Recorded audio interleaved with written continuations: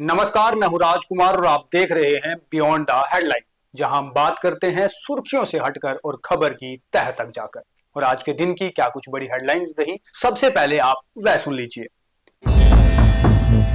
Jammu Kashmir cabinet का आरक्षण पर बड़ा फैसला, अब फाइल एलजी के हाथ में। जम्मू में 4 साल के बच्चे का किडनैपिंग ड्रामा। डीजीपी नलिन प्रभात ने किया सीमावर्ती इलाका आरएसपुरा का दौरा और वीडीजी का किया बहुत धन्यवाद। जम्मू कश्मीर सरकार ने जेकेएएस प्री एग्जाम के लिए 82 सरकारी कर्मचारियों को भेजा। दिल्ली एयरपोर्ट पर तकनीकी दिक्कतों की वजह से 38 इंडिगो की फ्लाइट हुई रद्द। और अब खबरें विस्तार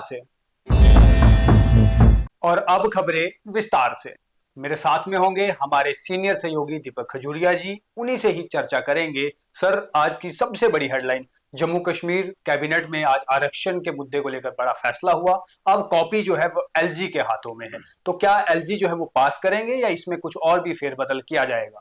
देखो, आज जो बैठक थी, कैबिनेट बैठक, एक तो जम्मू कश्मीर में जम्मू में दरबार मूव होने के करीबन 1 महीने बाद ये पहली कैबिनेट बैठक जम्मू कश्मीर सरकार की हुई। और जैसे उम्मीद थी कि इस कैबिनेट मीटिंग में कुल मिलाकर 22 एजेंडा थे, मगर सबसे बड़ा एजेंडा था आरक्षण का। और लगातार ये मांग हो रही थी कि रिजर्वेशन को लेकर जम्मू कश्मीर सरकार कोई फैसला ले सकती है।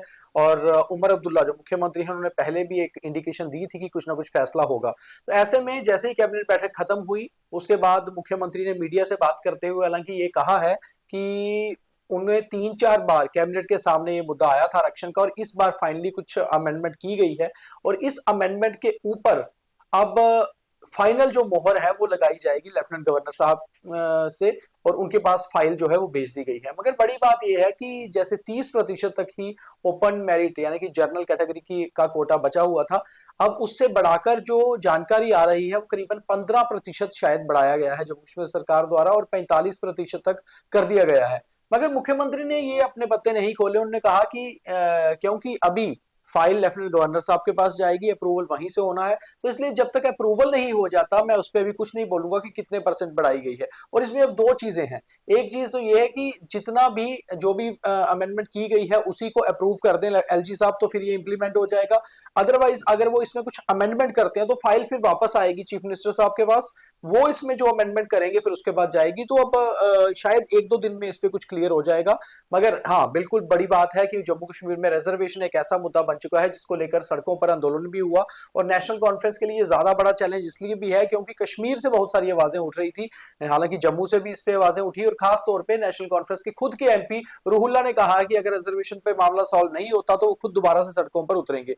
और उमर अब्दुल्ला सरकार जब से बनी है, 1 साल से 1 महीना ज्यादा हो चुका है, उनके लिए एक बड़ा चैलेंज था। तो अब देखना है कि इस सरकार ने, आज ये कैबिनेट ने इस पे क्या अमेंडमेंट की है और क्या उसी पे अप्रूवल होता है एलजी साहब का, या फिर उसमें कुछ अमेंडमेंट आती है। बिल्कुल, आरक्षण के समेत कम से कम 22 चीजों पर जो है वह बातचीत हुई है, 22 बिंदुओं पर काम जो है वो किया गया है। अब आगे बढ़ते हैं दूसरी खबर की ओर। सर, जम्मू के अंदर आज 4 साल के बच्चे की किडनैपिंग का ड्रामा मचा रहा। हालांकि पुलिस ने 2 घंटे के अंदर इस गुत्थी को सुलझाया भी, तो इसमें क्या कुछ लगा आपको? देखो, नॉर्मली इस तरह का सोशल क्राइम जम्मू में होता नहीं है, मगर करीबन 3 बजे जम्मू में ये खबर आई कि गुमट से एक ऑटो में एक बच्चे को, 4 साल के बच्चे को किडनैप कर लिया गया है। ये बहुत चौंकाने वाली खबर थी। ये खबर अचानक एक जंगल की आग की तरह फैल गई, जगह जगह वायरल हो गई ये वीडियोस काफी सारी। और द न्यूज रूम 24 आवाज ने इस खबर को पूरा किया। हमने स्टार्ट में भी बताया बच्चा किडनैप हुआ है, और बाद में जब वो रिकवर हुआ तब भी बताया। तो बड़ी चीज इसमें ये थी, इसको हम इसलिए किडनैपिंग ड्रामा कह रहे हैं क्योंकि जो जानकारी अभी तक निकल के आ रही है, हालांकि पुलिस ने कहा है जांच की जा रही है, मगर जानकारी के मुताबिक ये बच्चा एक पुलिस इंस्पेक्टर का था और वो अपनी माँ के साथ गुमट इलाके में कहीं शॉपिंग के लिए आया था। बच्चा छोटा था, वो सो गया और उसकी मदर ने उसे किसी ऑटो में बिठाया और खुद वो कहीं मार्केट में चली गई।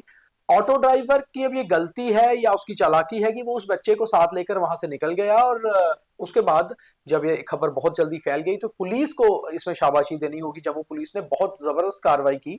3 बजे के करीब मामला सामने आया और 4:30 पौने 5 के करीब इस बच्चे को चट्ठा इलाके से जम्मू पुलिस ने रिकवर भी कर लिया। उसके बाद जो अभी तक जानकारी आ रही है कि इसमें जांच की जा रही है। यही देखना होगा कि कोई फाउल प्ले था, ये किडनैपिंग था। हालांकि पुलिस का कहना है कि इसे किडनैपिंग मत बोलिए, एक बच्चा लापता हुआ था और हमने नोट दिया है किडनैपिंग तब बोला जा सकता है अगर ऑटो ड्राइवर की या किसी और की चालाकी या उसमें कोई क्राइम का एंगल सामने आएगा। मगर हाँ, अचानक से शहर जो है एकदम से झंझोर के रख दी ऐसी घटना, क्योंकि नॉर्मली ऐसी घटनाएं होती नहीं है। तो ये करीबन 2 घंटे तक ये ड्रामा चलता रहा और उसके बाद हमारे ही चैनल ने सबसे पहले खबर भी की कि वो बच्चा रिकवर हो गया है और सुकुशल है बिल्कुल, जो एक बड़ी चीज है। जी बिल्कुल, जैसे ही बच्चा लापता हुआ था उनके पिता से हमारी बातचीत हुई थी और उन्होंने साफ तौर पर कहा था कि बच्चा लापता है, काले रंग का ऑटो है, उसमें वह कहीं हो गया है। और वह खुद पुलिस में भी थे, इसलिए जो है जी। उन्होंने जल्द जो है वो पूरी प्रक्रिया को पूरा भी किया और पुलिस इसमें छानबीन करने में भी जुट गई थी। आज जम्मू कश्मीर के डीजीपी नलिन प्रभात ने सीमावर्ती इलाका आरएसपुरा का दौरा किया और वहां उन्होंने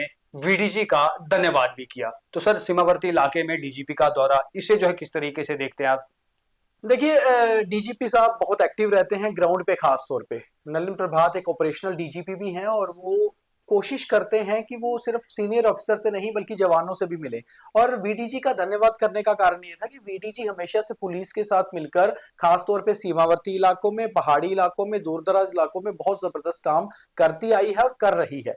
और आज जो उनका विजिट था, आरएसपुरा में विजिट था और वहाँ सीमावर्ती इलाकों में वो गए, वहां पर जो वीडीजीज हैं उनके साथ मिले और उन्होंने उन्हें कहा कि जिस तरह से आप काम कर रहे हैं बहुत बेहतर है और आने वाले समय में सीमावर्ती इलाके में वीडीजी को और मजबूत किया जाएगा। क्योंकि तकरीबन क्या होता है कि बॉर्डर एरियाज में कभी घुसपैठ का प्रयास या फिर कभी जिस तरह से आजकल हमने देखा है पाकिस्तान कोशिश करता है वेपन ड्रॉप करने के या ड्रग्स ड्रॉप करने के, तो ऐसे में लोकल्स का सपोर्ट, क्या वो बीएसएफ हो या जम्मू कश्मीर पुलिस हो, बहुत ज्यादा रहता है। तो वीडीजी का धन्यवाद किया, उन्हें शाबाशी दी और ये कहा कि आज के बाद आगे भी इस तरह से जो है वीडीजी के साथ मिलकर जम्मू कश्मीर पुलिस काम करती रहेगी और ये देश की आंतरिक सुरक्षा के लिए बहुत जरूरी भी है। जी बिल्कुल, और साथ में उन्होंने ये भी कहा कि उन्हें किसी भी प्रकार की ट्रेनिंग में विलम्ब नहीं होगा और साथ ही में जो हथियार हैं वह भी उन्हें सब कुछ दिए जाएंगे, क्योंकि हमारे पास हथियारों की कमी नहीं है। अब आगे बढ़ते हैं और बात करते हैं 7 दिसंबर को जम्मू कश्मीर में जेकेएस का प्री एग्जाम है, उसे लेकर आज एक ऑर्डर आया जिसमें 82 कर्मचारियों को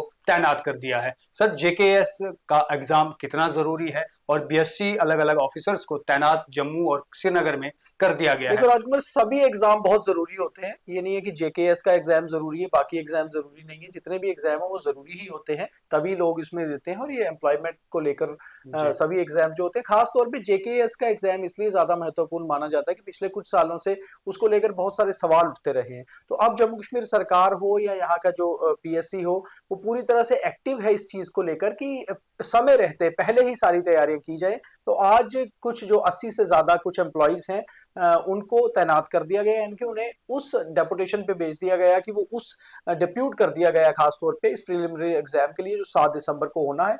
और पहले की तैयारी की हुई बहुत बेटर रहती है कि वो अपने तरीके से एग्जामिनेशन सेंटर्स बाकी चीजों को देख पाए। तो इस बार बहुत कोशिश है जम्मू कश्मीर सरकार की कि कहीं कोई दिक्कत ना आए, कोई सवाल ना उठे, कोई विलंब ना हो।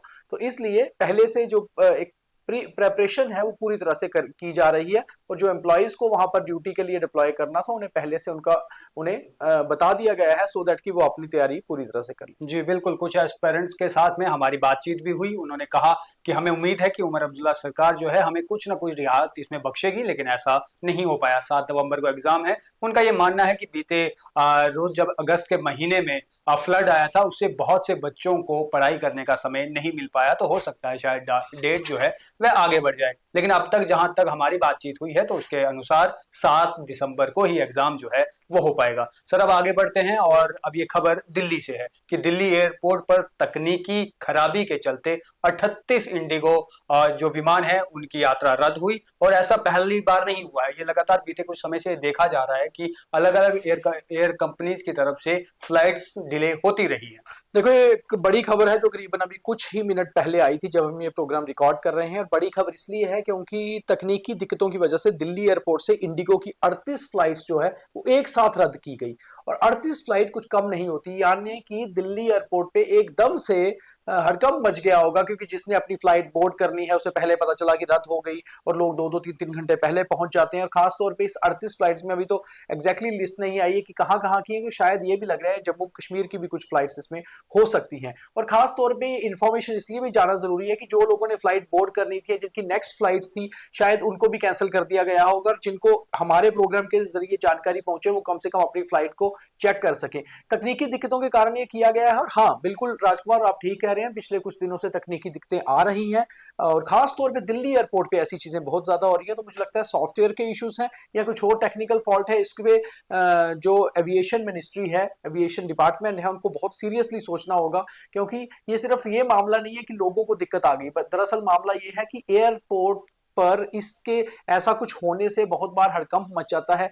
बहुत सारे लोगों की बहुत ज़रूरी फ्लाइट्स होती हैं जो उन्हें बोर्ड करनी होती हैं, इमरजेंसी इश्यूज भी होते हैं बहुत सारे लोगों को, उनके लिए आगे दिक्कतें आती हैं। कुछ लोगों की फ्लाइट्स के आगे कनेक्टिंग फ्लाइट्स होती हैं, उनको दिक्कत आती है, तो लोगों का सारा शेड्यूल बिगड़ जाता है। मगर टेक्निकल फॉल्ट आया है तो है क्या, इसके ऊपर एविएशन डिपार्टमेंट जरूरी काम कर रहा होगा। और खासतौर पर इंडिगो फ्लाइट्स ही रद्द की गई हैं, ये भी देखना होगा कि एक पर्टिकुलर कंपनी की फ्लाइट्स ही वो हुई है, डिले हुई है और रद्द कर दी गई है। रद्द मीन सस्पेंड कर दी गई है। तो यानी कि अब वो दोबारा फ्लाइट्स जाएंगी ऐसा नहीं है, होल्ड पे नहीं है, वो सब रद्द कर दी गई है। तो ये सारा कुछ, इतनी 38 फ्लाइट्स का मतलब बहुत बड़ा होता है। 2-4 फ्लाइट्स होना अलग चीज है। तो काफी लोगों को दिक्कत आई होगी, ये बड़ी खबर है और इसके ऊपर शायद मिनिस्ट्री जो है डीपली काम कर रही होगी। जी बिल्कुल, तकनीकी दिक्कतों की वजह से लोगों को वहां पर मुश्किलों का सामना तो करना ही पड़ा है। जैसे सर ने भी बताया कि बहुत से लोग अपने जरूरी कामों से यहाँ वहां जाते हैं, उन्हें भी परेशान होना पड़ा है। आज के बीटीएच में इतना ही। अब आप देखिए थॉट ऑफ द डे। आज आप जिस संघर्ष में है वह कल आपके लिए जरूरी ताकत बना रहा है।